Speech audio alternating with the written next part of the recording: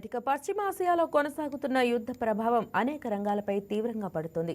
ఇప్పటికే ఇంధన ధరలు పెరిగి సామాన్యుడిపై భారం పెరిగిన నేపథ్యంలో ఇప్పుడు వంట నూనె ధరలు కూడా భారీగా పెరిగాయి. వినియోగదారులు కూడా ప్రస్తుతం ధరలు ఎక్కువగా ఉండటంతో కొనుగోలు చేయడానికి వెనుకంజ వేస్తున్నారు. ధరల పెరుగుదల కారణంగా కుటుంబాల నెలవారీ ఖర్చులు పెరిగి ఆర్థికంగా ఇబ్బందులు ఎదుర్కొంటున్నామని ప్రజలు చెబుతున్నారు. అయితే దిగుమతులు ఆగిపోవడంతో ధరలు పెంచామని షాపు ఓనర్లు చెబుతున్నారు. పశ్చిమాసియా యుద్ధ నేపథ్యంలో పూర్తిగా ప్రభావితం చూపించిందని చెప్పుకోవచ్చు. భారత్ మీద పలు రంగాల మీద ప్రభావితం చూపించింది. కస్టమర్లు కూడా అంటే వివిధ ముడి సరుకులు కొనడానికి ప్రజలు కూడా తీవ్ర ఇబ్బందులు పాల్పడుతున్నారు. ముఖ్యంగా ఆయిల్ ధర కూడా పెరిగింది. ఆయిల్ కొనలేని పరిస్థితికి అయితే చేరుకుంది. మనతో పాటు కస్టమర్ ఉన్నారు. సార్, ఏంటి అసలు మీ పరిస్థితి అండి? కొనగలుగుతున్నారు? అన్ని సరుకులు పెరిగినాయి రేట్లు. ఆడవిడ యుద్ధం చేసుకుంటుంటే మనకు పెరగడం ఏంటి? దిగుమతి అవ్వట్లేదు, కరెక్టే అండి. దానివల్ల ముందు చూసుకోవాలి. కానీ ఎవరు యుద్ధం చేసుకున్నా యుద్ధం చేసుకోకపోయినా నాశనం అయ్యేది మధ్యతరగతి కుటుంబమే. మధ్యతరగతి కుటుంబాన్ని పట్టించుకునేవాడు ఎవడు లేడు.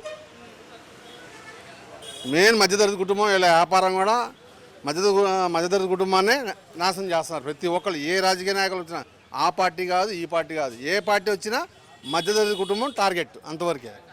యుద్ధం ప్రభావం వల్ల సరుకులు రేట్లు పెరిగింది అంత తెలీదండి. ఇప్పుడు దాకా మీ వరకు అయితే ఏమేమి రేట్లు పెరిగినాయి? మీరు కొనలేని పరిస్థితి ఏమేమి సరుకుల మీద? ఏదైనా కొనలేమండి, ఏదైనా కొనలేము. సగానికి సగం ఎక్కువైపోయింది.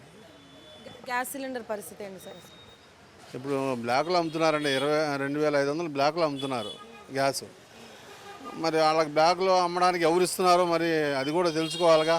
ఆయిల్ రేట్లు ఎక్కడ చూసినా ఎక్కువే అంటున్నారు. మరి సో చూసారు కదా, ఏది అంటే ఏ రంగంలో ఏది రేటు పెరిగినా కూడా దాని ప్రభావం మధ్యతరగతి కుటుంబాల మీదే పడుతుందని కూడా తీవ్రంగా అయితే ఆవేదన వ్యక్తం చేస్తున్నారు. ఇదే విధంగా ముడి సరుకులనే కాకుండా ఆయిల్ చూసుకున్నా, గ్యాస్ సిలిండర్ చూసుకున్నా తీవ్ర ఇబ్బందులే పడుతున్నారని చెప్పుకోవచ్చు సామాన్య ప్రజలు.